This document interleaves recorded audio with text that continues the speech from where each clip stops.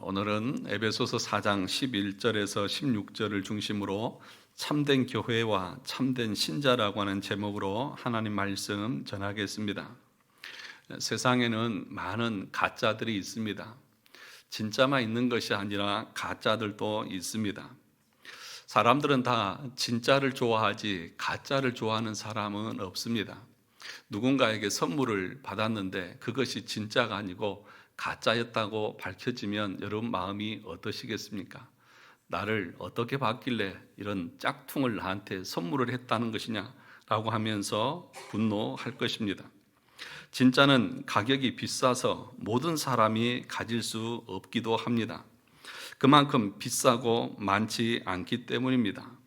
그래서 사람들은 명품은 가질 수 있는 돈은 없으니까 뭘 삽니까? 모조품, 짝퉁을 사서 가지고 다닙니다. 명품과 모조품을 구별하는 좋은 방법이 있다고 하죠. 명품 백과 가짜 백을 구분하는 방법, 여러분 다 아시죠? 비가 올 때 가슴에 품고 달리면 그건 진짜고, 비를 피하기 위해서 머리 위에 쓰고 달리면 그건 가짜입니다. 겉으로 볼 때는 별로 차이가 안 나는 것 같지만 자기도 아는 거죠. 이것보다 내가 더 중요하다는 것을. 그런데 중요한 것은 언제나 가짜는 인정을 받을 수 없다는 것입니다. 가짜라는 것이 발견되는 순간 모든 가치는 허물어집니다. 가짜라고 판명되는 순간 모든 사람들은 돌아서고 버려지는 것입니다. 그런데 세상의 물건만 그런 것이 아니라 교회와 신앙도 진짜가 있고 가짜가 있다고 말합니다. 칼빈은 기독교 강요 4권 교회론에서 가시적인 교회, 그러니까 지상의 교회 안에는 네 종류의 사람이 있다고 그렇게 말합니다. 첫째는 중생한 그리스도인입니다. 두 번째는 중생되지 않은 불신자입니다. 세 번째는 중생되지 않았는데 중생된 척하는 가짜들입니다. 네 번째는 중생되었는데도 중생된지 모르는 사람이 존재한다고 말합니다. 그러니까 교회 안에는 네 종류의 사람이 존재합니다. 중생한, 거듭난 그리스도인, 불신자, 그리고 중생되지 않았는데도 자기가 중생된 척하면서 자기도 속아서 살아가는 사람들, 또 반대로 자기가 중생됐고 거듭난 사람인데도 불구하고 그걸 믿지 못하고 알지 못하는 이 네 부류의 사람이 있다는 것입니다. 그래서 가시적인 교회, 눈에 보이는 지상의 교회는 불완전하다, 그렇게 말하는 것입니다. 중생된 우리 그리스도인들이 불완전한 성화에 이르지 못해서, 그러니까 완전한 성화에 이르지 못해서 이 가시적인 교회가 불완전한 것이 아닙니다. 어떤 분은 설교하면서 교회는 병원과 같다, 모두 환자들이고 치료받아야 할 사람들이다, 이렇게 설교하면서 다 같이 환자들 아닙니까? 다 아픈 사람들 아닙니까? 동변상련의 그런 마음을 가지고 서로를 불쌍히 여기고 서로를 좀 섬겨주는 그런 삶을 살아야 한다라고 그렇게 설교하는 것을 들어봤습니다. 그렇게 설교하는 것이 전형적인 알미니안식의 설교입니다. 그것이 1618년 19년도에 도르트 신조에서 이단으로 정죄받은 그런 가르침이라는 것입니다. 물론 중생한 성도들도 우리 안에 부패의 잔재가 남아 있어서 우리가 죄를 짓는 것은 맞습니다. 그렇다고 해서 우리가 선택받은 백성이 아닌 것이 아닙니다. 지상의 교회가 불완전한 이유는 구원받은 성도들만 이 자리에 앉아 있는 것이 아니라 구원받지 못한 사람들도 앉아 있기 때문에 이 교회가 완전하지 않습니다. 비가시적 교회, 불가시적, 우리 눈에 보이지 않는 영원한 교회의 그 모습은 완전합니다. 왜냐하면 그 교회, 우주적인 교회는 선택받은, 구원받은 사람들만 모인 교회이기 때문에 그렇습니다. 그러나 지상의 교회는 누가 선택받았는지 선택받지 않았는지를 모르고 이 가라지도 함께 섞여서 함께 예배하고 있기에 이 교회가 불완전하다고 말하는 것입니다. 여러분 마태복음 13장을 가서 보겠습니다. 제 말을 이렇게 안 믿는 분위기인 것 같아가지고요. 아닌데 막 그러는 분위기가 눈가에서 보이지는 것 같아가지고요. 마태복음 13장을 가서 보겠습니다. 13장 24절에서부터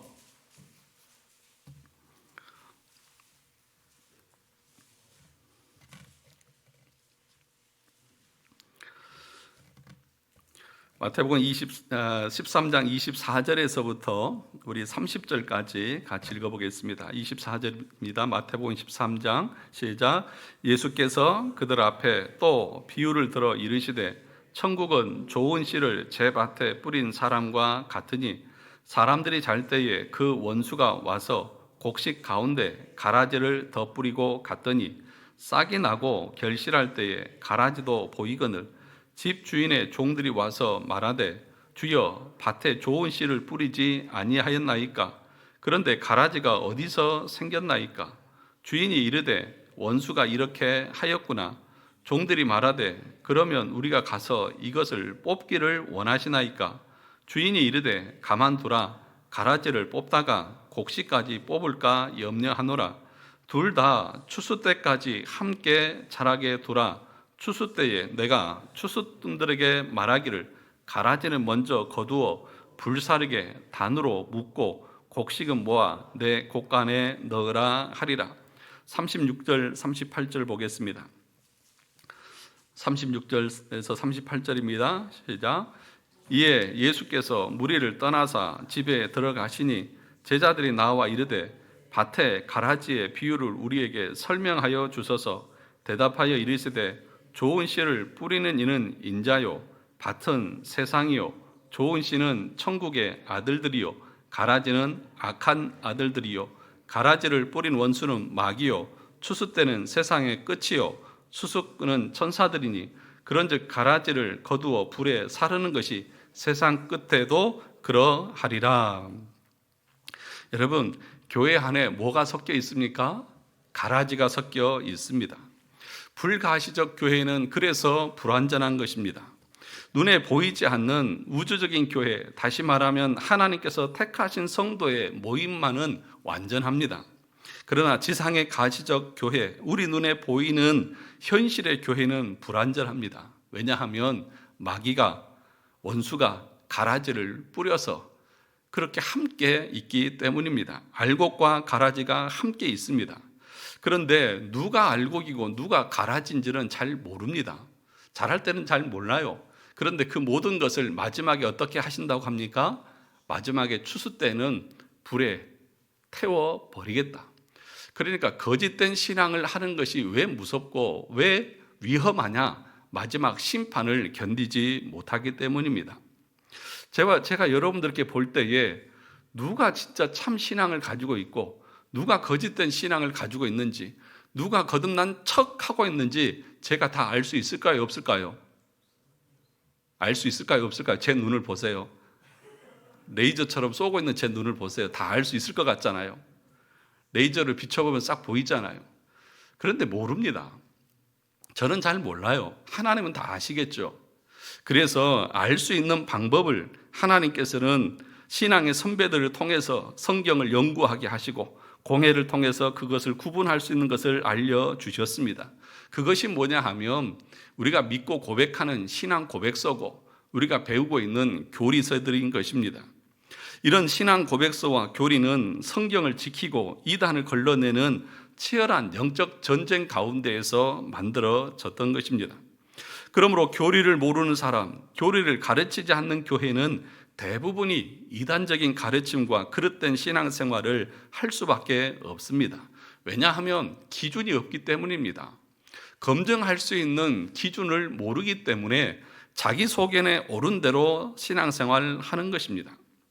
여러분, 교회가 2000년 역사 속에서 수많은 신앙인들과 신학자들의 연구와 해석을 우리가 보았는데 만약에 그것을 모른다고 하면 우리 스스로 성경을 해석해서 안다고 하는 것은 너무나 힘들고 어렵습니다. 예를 들면 삼위일체 교리를 여러분들이 스스로 성경을 읽어서 만들어낼 수 있을 것 같습니까? 동일한 본질에 구별되는 세 위격으로 존재하신다. 영광과 권능과 위엄은 동일하시다. 이 삼위는 혼합한 것도 아니요 그 본질을 나눈 것도 아니다. 이런 문장들을 여러분들이 성경을 읽어서 만들어낼 수 있느냐 하는 것입니다. 인간의 전적 타락, 무조건적 선택, 제한 속죄, 불가항력적 은혜, 성도의 견인, 이 도르트 신조의 5가지 칼빈의 개혁주의 5대 교리를 여러분들이 스스로 만들어낼 수 있느냐는 것입니다. 우리의 구원을 설명할 때 논리적인 순서를 우리가 배웠습니다. 구원의 서정이라고 하는 것을 우리가 배웠습니다. 소명과 중생과 해심과 칭의와 양자와 성화와 견인과 영화 교리를 여러분들이 스스로 성경을 읽어서 만들어낼 수 있고 그것들을 하나씩 하나씩 설명하실 수 있느냐는 것입니다. 그런데 신앙 고백서와 교리가 우리에게 성경의 내용을 잘 요약해 주어서 그것을 공부함으로 성경에서 우리에게 뭘 가르치는지를 알게 되는 것입니다. 그래서 우리는 이것을 공부하면서 성경을 해석하고 이런 것을 근거해서 목사도 설교를 하고 성도도 신앙생활을 해야 한다는 것입니다. 여기에서 벗어나고 이것과 다른 것을 주장하는 사람들은 가짜들이고 이단이고 올바른 신앙생활을 하고 있다고 말할 수 없는 것입니다. 참된 신앙이 아니라 가짜 신앙생활을 하고 있다는 것입니다. 그래서 이 가짜는 마지막 하나님의 심판대 앞에서 하나님이 거두어서 불살라 버린다는 것입니다. 여러분, 이것처럼 무서운 것이 어디 있습니까? 그러니까 어디서 신앙생활을 해도 어떻게 신앙생활을 해도 다 천국 간다, 이것처럼 그릇되고 잘못된 생각은 없는 것입니다. 모든 것이 참이라고 하면 거짓이 왜 필요합니까? 모든 것이 참이라고 하면 누가 그것을 거짓이라고 말할 수 있습니까? 참과 거짓을 구별할 이유가 어디에 있느냐는 것입니다. 참된 것이 무엇인지를 알면 가짜가 무엇인지를 알기는 너무나 쉽습니다. 은행에서도 위조 감별사들이 있다고 하죠. 그 감별사들이 제일 잘하는 것이 뭘까요? 가짜 위조 지표에 대해서 제일 잘할까요? 진짜 지표에 대해서 제일 잘할까요? 진짜만 알면 돼요. 진짜가 어떻게 생겼는지를 알면 그것과 다르면 다 뭐예요? 가짜인 거죠. 그러므로 우리는 가짜도 알아야 되겠지만 가짜를 깊이 연구하는 것이 아니라 참된 것이 무엇인지를 깊이 아는 것이 필요한 것이죠. 그래서 그것에 비교해서 그것과 다르면 이건 가짜야, 그렇게 구분할 수 있는 것 아니겠습니까? 그래서 신앙 고백서와 교리를 알면 참과 거짓을 구분하는 것은 너무나 쉽습니다. 그래서 칼빈은 기독교 강요 4권 교회론을 다루면서 제일 먼저 1, 2장에서 참된 교회와 거짓된 교회를 다룹니다. 하나님께서 이 지상에 가시적인 교회를 세우신 목적이 있습니다. 그것은 복음으로 하나님의 부르심을 받은 신자들의 성장과 교육을 위해서 지상의 교회를 세우셨다, 그렇게 말합니다. 교회를 세우신 목적이 무엇입니까? 교회 안에서 교육을 받고 성장해서 그리스도의 구원에 이르도록 하기 위해서 그렇다는 것입니다. 그래서 교회는 뭐 하는 곳이냐? 가르치는 곳입니다. 교회가 뭐 하는 곳이에요? 가르치는 곳이에요. 목사는 뭐 하는 사람이에요? 가르치는 자예요. 여러분 뭐예요? 배워야 하는 사람들이라는 것입니다. 우리는 말씀의 가르침을 받기 위해서 모입니다. 그래서 우리가 주일날 안식일이라고 말하죠. 그 안식이라고 하는 것은 육체적으로 쉬는 것을 안식이라고 말하지 않습니다. 하나님의 말씀으로 가르침을 받으면서 영적인 안식을 누리는 것을 안식일을 지킨다고 말하는 것입니다. 그러므로 여러분 계속해서 말씀을 배우는 것이 육신적으로는 피곤할 수 있어요. 이게 뭐 주일이 안식일이 아니라 너무 피곤하다, 그래, 육신적으로 피곤할 수 있어요. 그런데 참되신 하나님의 말씀을 듣고 배우면서 우리의 영혼은 그 말씀으로 인해서 기뻐하면서 참된 안식을 누리는 것입니다. 그러므로 여러분 말씀을 배우려고 하셔야 됩니다. 참으로 거듭난 성도는 그래서 특징이 뭐냐 하면 말씀에 대한 갈급함이 있습니다. 참된 하나님의 말씀을 배우고자 하는 그 열심이 있다는 것입니다. 갓 태어난 어린아이가 배가 고파서 엄마 젖을 본능적으로 찾듯이 참된 신자는 하나님의 말씀을 배우려고 하고 말씀 속에서 참된 기쁨을 맛보는 것입니다. 다윗이 뭐라고 고백했습니까? 주의 말씀이 내 입에 꿀보다 더 달도다, 송이꿀보다 더 달도다. 그러니까 여러분 여러분의 기쁨이 말씀 속에서 드러나지 않고 다른 것에서 어떤 기쁨과 만족을 얻는다고 하면 그것은 진짜가 아니라 짝퉁 모조품의 기쁨이라는 것입니다. 모든 우리 인생의 영혼의 기쁨은 하나님의 말씀을 깨닫는 데 있고 그 말씀을 순종하며 살아가는 데서 오는 기쁨이야말로 참된 기쁨이라고 그렇게 말하는 것입니다. 그런데 우리의 모습을 한번 보세요.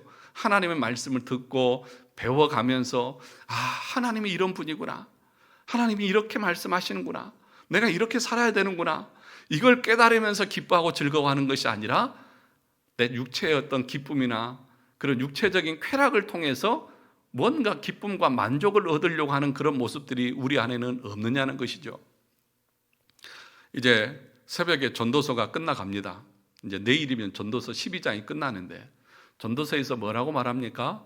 전도자가 해 아래에서 자기가 기쁨을 얻어보려고 육체적인 쾌락을 끝까지 아주 내가 할 수 있는 게 다 해봤다. 그런데 만족할 수 없더라. 그것도 다 헛되더라. 그렇게 말하고 있습니다. 사랑하는 성도 여러분, 우리의 영혼은 그리스도가 아니면 만족할 수 없는 존재들인 것입니다. 내가 하나님의 말씀을 배우려고 하지 않는 것은 내가 참된 신자가 아니기 때문일 수도 있다는 것을 기억하십시오. 칼빈은 교회를 어머니라고 했습니다. 하나님을 아버지라고 부르는 사람은 교회를 어머니처럼 생각해야 된다. 교회를 어머니라고 칭하는 이유는 교회가 그 가슴으로 우리를 태에서 잉태하고 출생시키지 않으면, 또 그 가슴으로 우리를 양육하지 않으면, 즉 우리가 육신을 벗어 천사처럼 되기까지 그 교회의 책임과 정치하에 우리를 지키지 않으면 어떤 방법으로도 생명에 들어가는 방법을 찾을 수 없기 때문이다. 그렇게 기독교 강요에서 칼빈은 말합니다. 교회를 어머니라고 말하는 이유는 교회가 성도들을 출생시키고 거듭나게 하고 그리고 양육하고 그 안에서 보호를 받으면서 영원한 구원에 이를 수 있기 때문이라고 말하는 것입니다. 교회가 어머니가 맞습니까? 그러면 교회 안에서 양육을 받고 목사의 가르침을 받으면서 성장하고 자라가는 그런 훈련을 받는 그것에 여러분의 시간과 모든 것을 드려야 하는 것입니다. 그래서 모든 신자는 학생이다, 교회는 학교다, 그 마음을 가지고 신앙생활을 해야 하는 것입니다. 이사야와 요엘은 교회 밖에는 죄들의 용서도 없고 구원도 없다고 말했습니다. 이사야 37장 32절에 보면 이렇게 말합니다. 이는 남은 자가 예루살렘에서 나오며 피하는 자가 시온산에서 나올 것임이라. 만군의 여호와의 열심히 이를 이루시리라. 이 말씀만 들으면 이게 무슨 말이냐? 아니, 이 남은 자가 예루살렘에서 나오고 피한 자가 시온산에서 나온다는 말이 무슨 말이냐? 이 말은 예루살렘, 시온산, 교회를 상징하는 것입니다. 하나님께서 구원하시는 자는 교회 안에 있는 자들입니다. 교회의 가르침과 말씀 가운데 거하는 자들이라는 것입니다. 요엘서 2장 32절에서도 누구든지 여호와의 이름을 부르는 자는 구원을 얻으리니 이는 나 여호와의 말씀대로 시온산과 예루살렘에서 피할 자가 있을 것이며 남은 자 중에 나 여호와의 부름을 받은 자가 있을 것임이니라. 교회 가운데 예루살렘과 시온산 가운데 하나님께서 구원하는 구원자가 남아 있다고 말씀하고 있는 것입니다. 그래서 교회 밖에는 구원이 없습니다. 왜요? 교회에서만 참된 하나님의 진리의 말씀을 들을 수 있고 진리의 말씀을 듣는 곳에 성령의 역사가 있어서 우리에게 유효한 효과적인 부름의 역사를 이루시기 때문인 것입니다. 그러므로 여러분들이 구원을 얻기 위해서는 참된 교회 공동체 가운데 속해 있어야 하고 그 가운데서 양육과 가르침을 받으면서 신앙생활을 하는 것입니다. 이 일을 위해서 교회 가운데 직분자를 세웠던 것입니다. 오늘 우리가 읽은 본문의 말씀인데 우리 8절에서부터 같이 한번 보겠습니다. 에베소서 4장 8절입니다.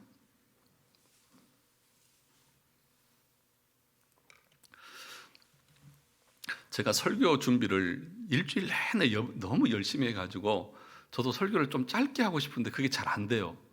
이해해 주시기 바랍니다. 여러분들은 모르시겠지만 전 일주일 내내 어디 안 가요. 교회만 앉아서 설교 준비만 하고 앉아 있거든요. 그러다 보니까 그냥 전할 것은 내용은 많고 그래서 길어지기도 하니까 여러분 드라마 1시간 금방 가잖아요. 그거는 지겨워하지 않으시잖아요. 말씀을 듣는데 시간이 좀 가도 제가 마음이 12시간 넘어가 막 조마조마해요. 빨리 끝내야 되겠다 막 이런 생각. 그런데 여러분 조금만 이해하시고 말씀에 집중해 주시기 바랍니다. 아멘 안 하는 거 봐요. 제가 그럴 줄 알았어요. 네. 우리 8절에서부터 12절까지 같이 한번 읽어보겠습니다. 시작. 그러므로 이르기를 그가 위로 올라가실 때에 사로잡혔던 자들을 사로잡으시고 사람들에게 선물을 주셨다 하셨도다. 올라가셨다 하였은즉 땅 아래 낮은 곳으로 내리셨던 것이 아니면 무엇이냐. 내리셨던 그가 곧 모든 하늘 위에 오르신 자니 이는 만물을 충만하게 하려 하심이라. 그가 어떤 사람은 사도로, 어떤 사람은 선지자로, 어떤 사람은 복음 전하는 자로, 어떤 사람은 목사와 교사로 삼으셨으니. 그러니 11절까지만요. 여기 본문에 보시면 8절에 선물을 주셨다고 말합니다. 그러니까 교회를 세우기 위해서 선물을 주시는데 이 선물은 성령을 말합니다. 올라가시면서 성령을 선물로 우리 가운데 주셨습니다. 성령을 주신 이유와 목적이 뭐냐? 10절에 보니까 이는 만물을 충만하게 하려 하심이라. 그런데 이 모든 만물을 충만하게 하시고 성령을 보내셔서 그 일을 하게 하시는데 그 도구가 뭐냐? 오늘 11절에 뭐라고 말합니까? 어떤 사람은 사도로, 어떤 사람은 선지자로, 어떤 사람은 복음 전한 자로, 어떤 사람은 목사와 교사로 삼으셨으니.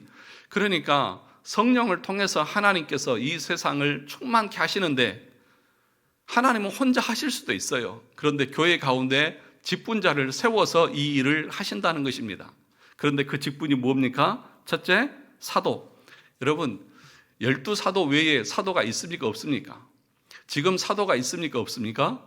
없어요.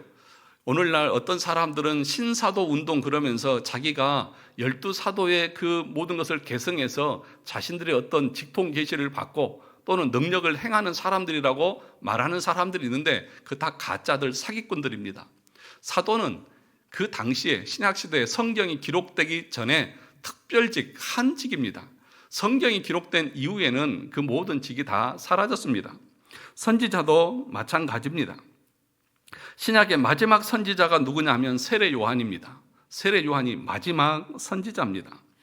어떤 사람은 선지자, 어떤 사람은 복음 전하는 자. 이 복음 전하는 자라고 하는 것은 예를 들어서 사도들의 보냄을 받은 70인의 전도대라든지 그런 복음 전하는 자들을 말합니다.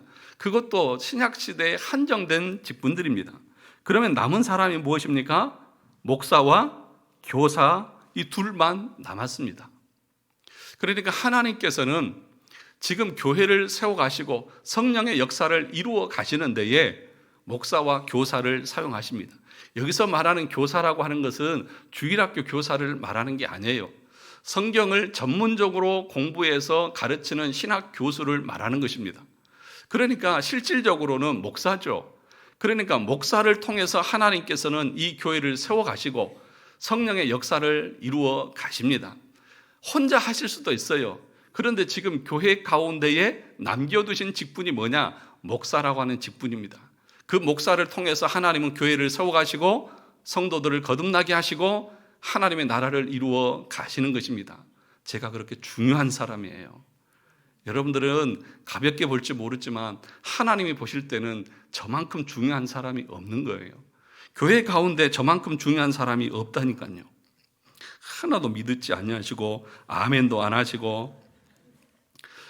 여러분 그래서 교회의 목사는 필수적입니까? 아니면 있어도 되고 없어도 됩니까? 반드시 있어야 되죠. 목사가 없으면 안 됩니다.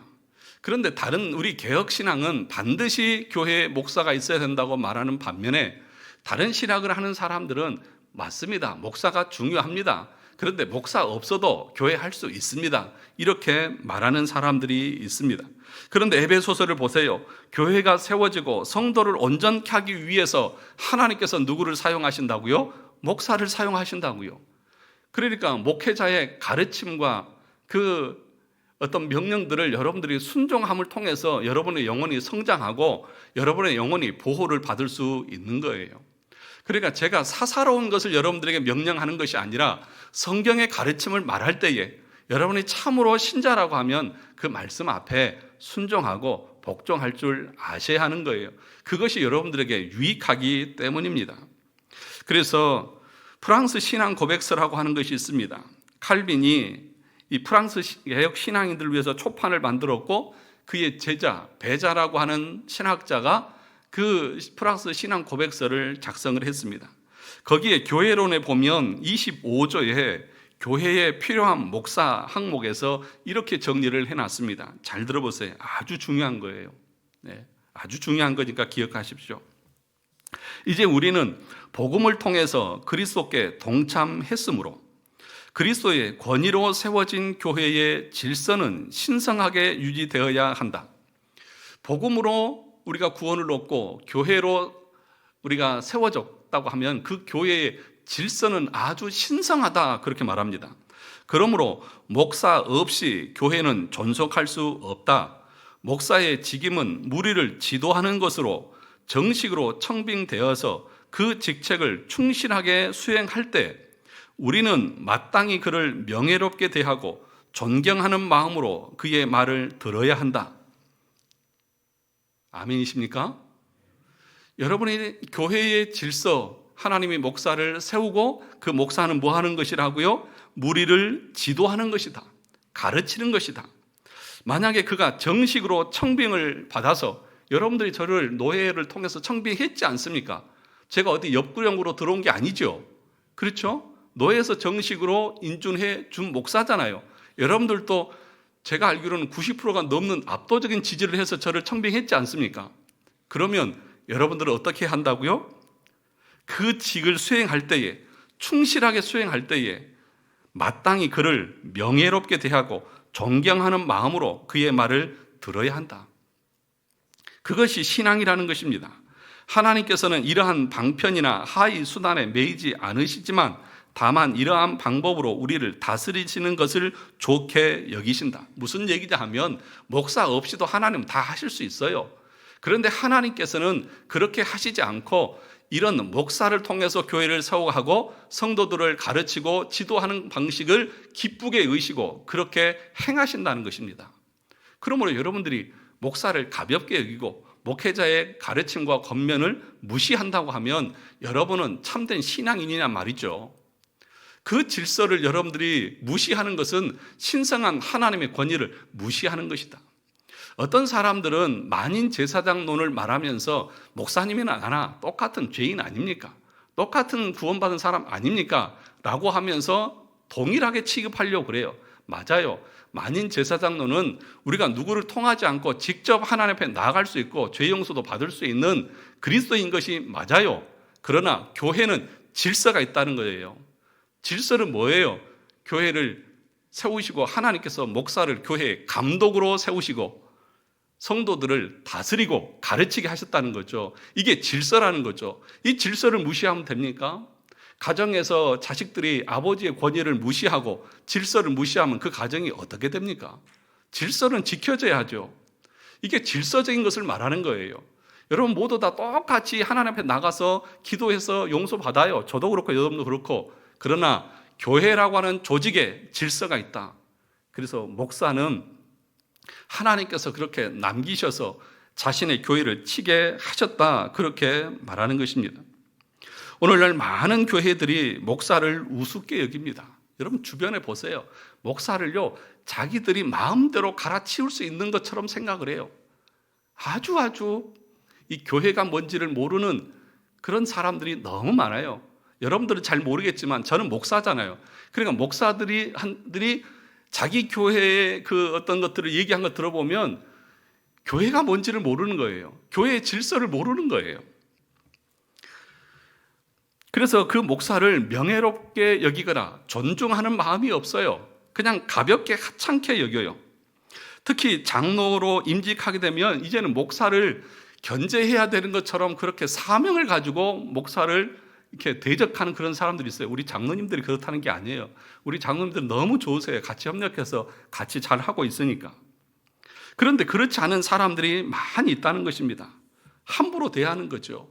그건 뭐예요? 하나님이 세우신 질서를 대적하는 것이고, 그것은 올바로 하나님의 교회를 섬기는 모습이 아니라는 것입니다. 물론 이것은 뭐냐? 목사가 그 목회의 수행을 말씀대로 올바로 행할 때를 말하는 것입니다. 그래서 칼빈은 죽으면서 이런 유언을 남겼다고 합니다. 칼빈과 제네바 목사회라고 하는 책에 보면 이런 내용이 있습니다. 이 칼빈이 이제 은퇴하면서 자신의 제자 베자에게 물려주면서 성도들에게 이런 말을 했습니다. 여러분은 베자 선생을 나의 후계자로 택하셨습니다. 그를 소중히 도우십시오. 그의 짐은 무거워서 그것에 반드시 정복될 만큼 어렵기 때문입니다. 잘 버틸 수 있도록 그를 보살펴 주십시오. 여러분은 역시 집적거리거나 거슬리는 말을 하지 않도록 조심하십시오. 마음을 뒤흔들어 놓기 때문입니다. 이 일들은 사소한 일들이지만 그런 일을 하는 사람은 그리스도인이 아닙니다. 그러니까 목사를 여러분들이 세워서 그 일을 감당할 때에 그 직분을 감당하는 것이 너무나 무거워서 그것에 짓눌려서 힘들 수 있다.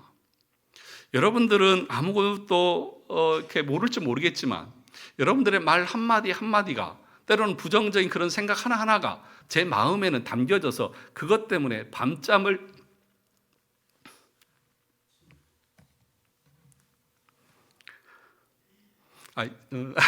여러분들 때문에 그렇다는 얘기가 아니라 그런 말들이 마음에 새겨져서 그것 때문에 밤잠을 설치고 일주일 내내 그것 때문에 스트레스를 받고 고민하는 것이 목회자의 삶이라는 거죠.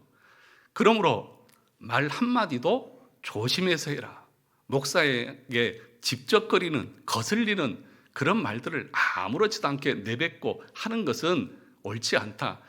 칼빈이 뭐라고 말했냐면 그 일들은 사소하다. 너희들이 볼 때는 사소할지 모르지만 그런 일을 하는 사람은 그리스도인이 아니다. 그렇게까지 단정적으로 말했습니다.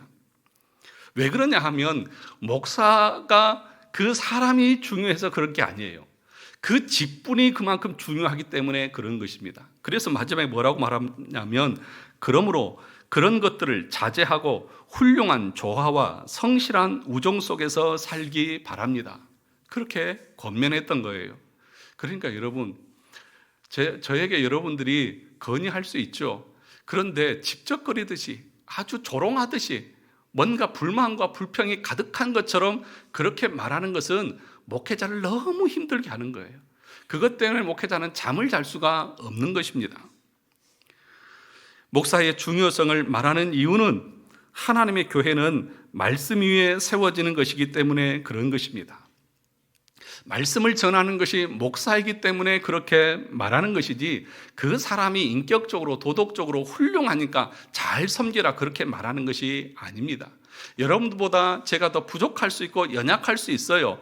그런데 왜 명예롭게 여기고 존중하는 마음으로 그의 말을 들어야 합니까? 하나님이 그를 세우시고 그를 통해서 교회를 세워가시는 방법을 하나님께서 세우셨기 때문에 그렇다는 것입니다. 그러면 참된 교회는 어떤 교회고 참된 신자는 어떤 신자일까요? 이 벨직 신앙 고백서라고 하는 개혁 신학의 고백서가 있습니다. 여기 29장에 보면 참된 교회와 거짓 교회를 구별해 주는 그런 항목이 있습니다. 이 벨직 신앙 고백서라고 하는 것은 이 벨기에 태생인 귀도 드 브레라고 하는 이 목사가 작성한 신앙 고백서입니다. 그는 1522년, 그러니까 1517년에 루터가 종교 개혁을 일으킨 그 5년 뒤에 출생을 했습니다. 원래는 그 당시에는 거의 다 캐톨릭이기 때문에 캐톨릭 신자였다가 개혁 신학자들의 설교를 듣고 그리스도인이 되었습니다. 그런데 그 당시는 카톨릭 시대이기 때문에 개혁 신학을 하는 이런 사람들에게는 아주 힘든 고난의 시기였습니다. 그래서 황제는 카톨릭을 반대하고 카톨릭의 교회를 따르지 않는 사람들을 잡아다가 이단으로 재판을 하고 정죄하고 그래서 화형을 시키든지 익사를 시키든지 공중에 매달리고 또 땅에 묻어서 죽이는 그런 끔찍한 일들이 자행되던 그런 시기였습니다. 이런 생명의 위협을 받아서 고향을 떠났다가 그 가는 중에 개혁신앙자들이 화형을 당하고 죽임을 당한 것을 목격하고 내가 이 개혁신앙을 반드시 증거하고 전파하고 성도들이 오류에 빠지지 않게 해야겠다고 하는 그 다짐을 가지고 다시 돌아와서 이 벨직 신앙 고백서를 작성을 했습니다. 1559년도에 네덜란드로 돌아온 이 드브레는 신앙 고백서를 작성을 했습니다.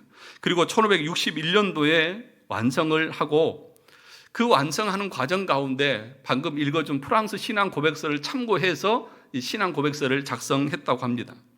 그리고 나서 이 신앙 고백서를 그 당시에 황제였던 펠리페 2세 국왕에게 보냈습니다. 자신들의 신앙을 핍박하지 말고 이것이 청경적인 참된 신앙이라고 하는 것을 인정해 달라는 것이었습니다. 그러나 그것은 받아들여지지 않고 1567년 5월 19일 발랑시엔 광장에 끌려가서 교수형을 당했다고 합니다. 그리고 그 교수형을 온종일 광장에 전시됐고 근처에 묻혔지만 그 시신은 개와 동물의 먹이가 되고 말았다고 말합니다. 그러니까 이 신앙 고백서라고 하는 것은 단순히 만들어진 것이 아니라 우리의 신앙의 선배들이 목숨을 걸고 지켜왔고 그 목숨을 내어놓으면서 작성했던 것이 신앙 고백서입니다. 그냥 그렇게 아무렇게나 만들어진 것이 아니라는 것입니다. 이 신앙 고백서 29항에 참된 교회와 거짓 교회를 구분하는 내용을 이렇게 작성했습니다. 우리가 믿는 것은 세상에 있는 모든 종파가 교회의 이름을 자신의 것으로 속여 말하기 때문에 참된 교회인지 하나님의 말씀에 근거하여 부지런히 또 신중하게 분별해야 한다는 것이다. 여러분, 세상에는 참된 교회만 있는 것이 아니라 거짓된 교회도 있기 때문에 여러분들이 성경의 근거에서 신중하게 여러분들이 이게 참된 교회인지 아닌지 분별할 수 있어야 한다는 것입니다. 그러면서 참된 교회로 알려진 표지는 다음과 같다. 복음의 순전한 교리가 교회 안에서 선포되고 교회가 그리스도께서 제정하신 대로 성례의 순전한 집행을 유지하고 죄에 대해 처벌하는 교회 기강이 실행되는 표지를 갖는다. 그러니까 참된 교회의 표지 세 가지가 뭐예요? 순전한 복음의 교리가 증거되고 있고, 두 번째, 성례가 올바로 집행되고 있고, 세 번째, 권징, 기강이 말씀으로 교회 기강이 바로 세워져 있는 교회가 참된 교회다. 그러니까 여러분, 참된 교회는 하나님의 말씀이 교리적으로 올바로 선포되는 교회입니다. 그러니까 교리를 가르치지 않고 신앙 고백서를 공부하지 않는 교회는 참된 교회라고 말할 수 없다는 것입니다. 두 번째, 성례를 말하죠. 하나님께서 제정하신 성례 두 가지 뭐예요?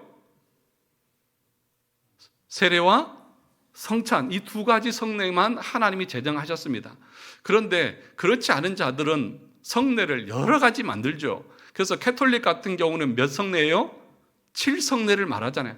5가지를 더 붙여가지고 그것도 성례라고 말하잖아요. 이런 것이 거짓된 교회라는 것입니다. 또 하나는 뭐예요? 말씀의 기강이 바로 세워져 있는 교회입니다. 죄를 그냥 덮고 넘어가는 것이 아니라 말씀으로 훈계하고 가르치고 세워가는 것입니다.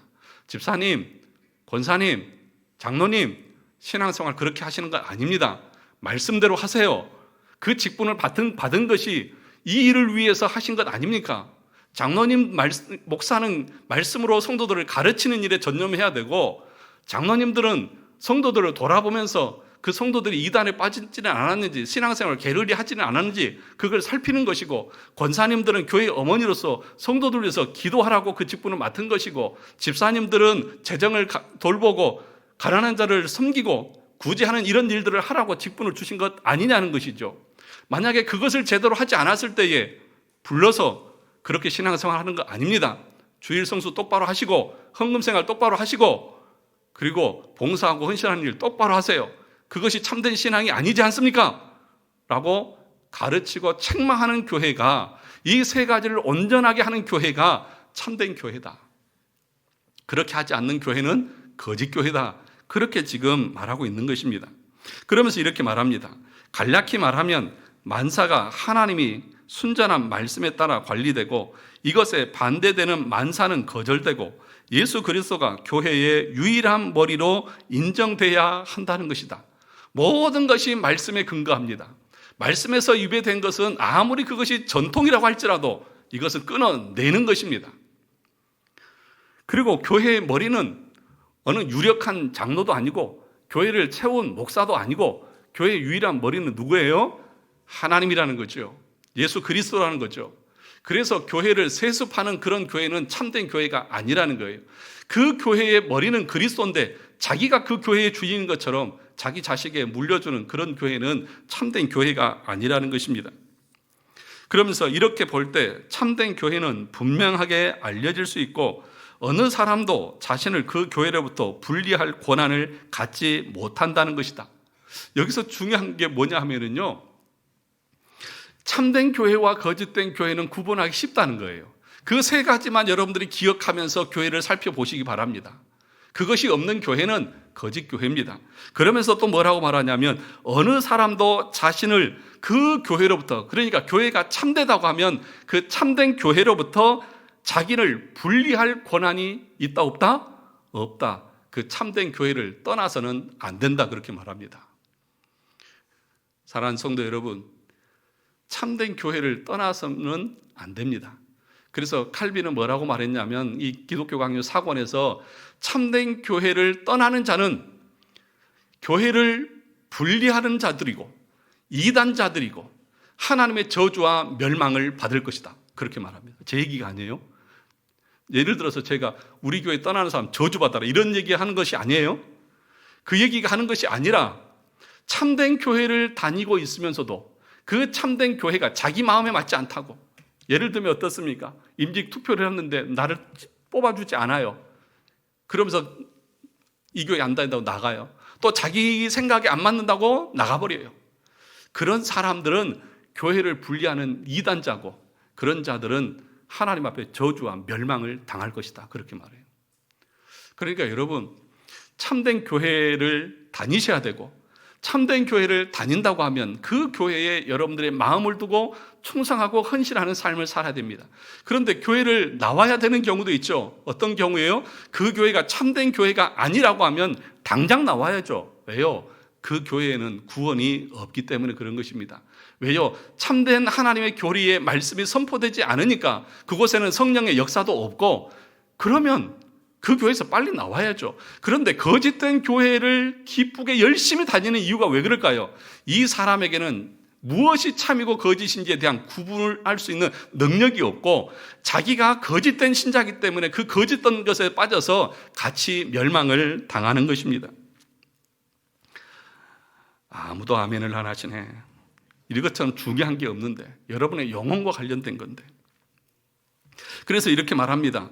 교회에 속한 지체는 그리스도인의 표지, 즉 믿음으로 알려지는데, 그러니까 이제는 이 참된 신자에 대해서 말하는 거예요. 여러분, 참된 신자가 어떤 것인지를 여러분 교리적으로 아셔야 돼요. 이것과 비교해서 내가 아니면 내 자신을 돌아보아야 한다는 거예요. 그냥 뭐 내가 하고 싶은 대로 다 해도 뭐 교회만 다니면 천국 가겠지, 천만에요. 아니라고 말씀드렸잖아요. 이 교회 안에 어떤 사람이 있어요? 중생된 척하는 사람이 있다니까요. 그 자기도 모르고 속고 살아가는 거예요. 뭐라고 말했냐면, 다시 말하면 그들이 예수 그리스도를 유일한 구주로 영접했다면, 첫째, 죄를 피해야 하고, 둘째, 의를 따라야 하고, 셋째, 오른쪽으로나 왼쪽으로나 치우침 없이 참된 하나님과 그들의 이웃을 사랑해야 하고, 육체의 일들과 함께 육체를 십자가에 못 박아야 한다. 죄를 피해야 한다고요. 의를 따라야 한다고요. 그리고 치우침 없이 오직 그리스도만 따라야 한다고요. 그렇다고 자신들 안에 허약한 많은 것이 여전히 남아있지 않은 것처럼 이해해서는 안 된다. 자기가 모든 것을 다 완전한 것처럼 말해서는 안 된다는 거예요. 우리 안에는 부패의 잔재가 남아있어서 여전히 부족하고 연약해요. 그러니까 평생을 우리는 그 내 안에 있는 소욕과 이 육체의 소욕과 계속해서 싸우면서 살아가야 한다는 것입니다. 그러면서 또 자신을 믿음으로 말미암아 죄들의 사면을 받게 한 우리 주 예수 그리스도의 보혈, 죽으심, 순환과 순종 안에 지속해서 피난처를 찾아야 한다. 계속해서 그걸 의지한다는 거예요.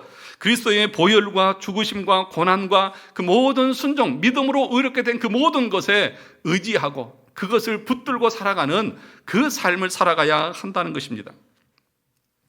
그러면서 거짓 교회에 대해 말해 본다면, 첫째, 그 거짓된 교회는 하나님의 말씀보다 자신과 자신의 규례에 더 많은 권세와 권위를 부여하고 그리스도의 명예에 절대로 굴복하지 않을 것이다. 거짓된 교회의 특징이 뭐예요? 하나님의 말씀보다 자신과 자신의 규례를 더 우선시한다는 거예요.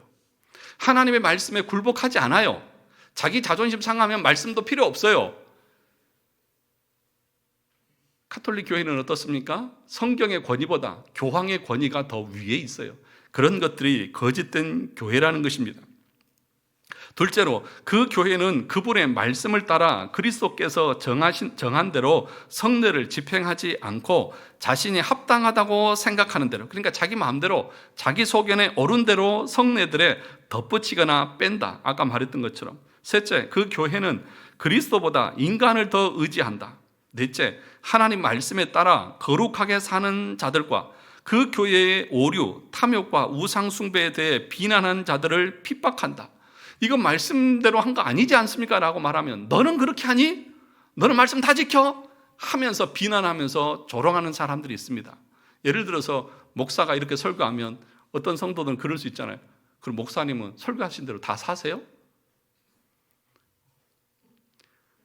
여러분 그런 마음 드세요? 안 드세요? 솔직히 얘기하세요. 다 알아요.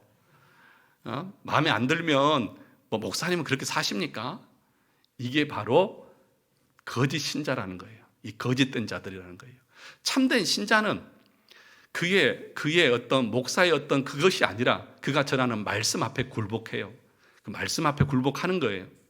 그가 어떻게 하는지 그거 중요하지 않아요. 그 말씀이 중요한 거지. 하나님의 말씀이 중요한 거지.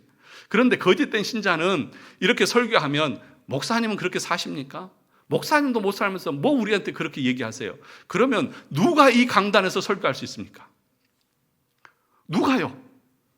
하나님밖에 없잖아요. 그런데 하나님은 부족한 인간인 목사를 세워서 이 일을 하게 하셨다고요. 그래서 목사도 계속해서 말씀을 연구하고 공부해서 조금이라도 오류가 없이 참되게 전하려고 부단히 노력하는 것이고, 여러분들은 그것을 믿고 그 말씀을 듣고 굴복하면서 사는 것이죠. 그러면서 이렇게 탐욕과 우상 숭배하는 것에 대해서 비난하면 이제 막 그렇게 참되게 증거하는 목사들을 핍박하는 거죠. 다섯째, 이 두 교회는 쉽게 알려지고 서로 구별된다. 그렇게 분명히 말합니다. 여러분, 그래서 이 지상에서요, 참된 교회와 거짓된 교회를 구분하기는 너무 쉬워요. 참된 신자, 거짓된 신자 구분하는 것도 쉬워요. 뭘 알 때? 신앙 고백서를 알고 교리를 알면 이 사람이 말하고 행동하고 결정하는 걸 보면 이 사람이 참된 신자인지 아닌지 다 보여요. 그래서 제가 여러분들한테 말하는 거예요. 제 눈에는요, 내가 하나님이 아니니까 정확하게는 다 모르지만 대충 어느 정도 다 보여요. 여러분의 신앙이 어떤지. 저한테 거짓말 하려고 하지 마세요. 그렇게 신앙생활 하는 게 아니에요. 참된 신앙이 뭔지를 보여주시고 가르쳐 주잖아요. 그러면 그 말씀대로 순종하려고 하는 부단한 내 안에 내적인 전쟁이 있어야죠. 이게 영적 전쟁이에요.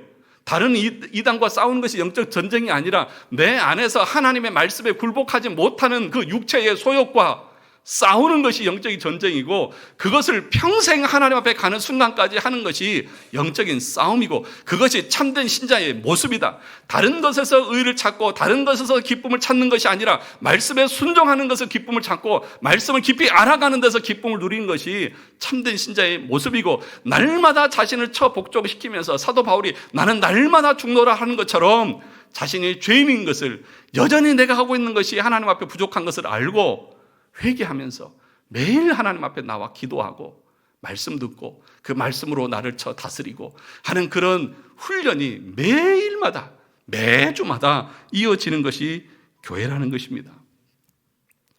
교회는 권징이 이루어져야 합니다. 제일 안 되는 것이 뭐냐? 권징이에요. 성도들이 신앙생활 제대로 안 하는데 목사도 그냥 놔두고 그냥 넘어가요. 여러분, 중직자가 신앙생활을 똑바로 안 하고 주일 성수도 안 하고 11조도 안 하고 봉사도 안 하는 중직자 왜 필요합니까? 그 일을 하라고 여러분 세워놓은 거 아닙니까? 만약에 그것이 참이라고 하면 여러분들이 그것을 하려고 하는 그 모습이 있어야죠. 그것이 참된 신앙이고 거듭난 성도인 거죠. 우리가 부족해요. 그러나 방향은 가요. 그렇게 하려고 애써요. 넘어지면서 다시 기도하면서 하나님 나에게 은혜를 주시고 힘 주셔서 그 말씀에 순종할 수 있도록 달라고 그렇게 계속해서 하나님을 향해서 나가는 거예요. 그게 참된 교회고 그게 참된 신자의 모습이라는 것입니다. 그런데 오늘날 한국 교회는 그렇지 않아요.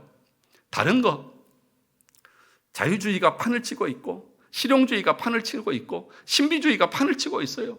자유주의는 기독교가 아닙니다. 여러분, 메이천이라고 하는 신학자가 기독교와 자유주의라는 책을 썼어요. 개혁신학자가. 내가 세미펠라기안, 알미니안, 카톨릭과도 손을 잡을 수 있지만 이 자유주의자들과는 손을 잡을 수 없다. 그렇게 말했어요. 세미펠라기안, 알미니안, 카톨릭 다 이단이고 사입이잖아요. 그건 교회로 인정하지 않잖아요. 그런데 차라리 그런 사람들과 함께하는 것이 이 자유주의자들과 함께하는 것보다 낫다고 할 정도로 자유주의는 기독교가 아니에요. 자유주의가 뭔지 아십니까?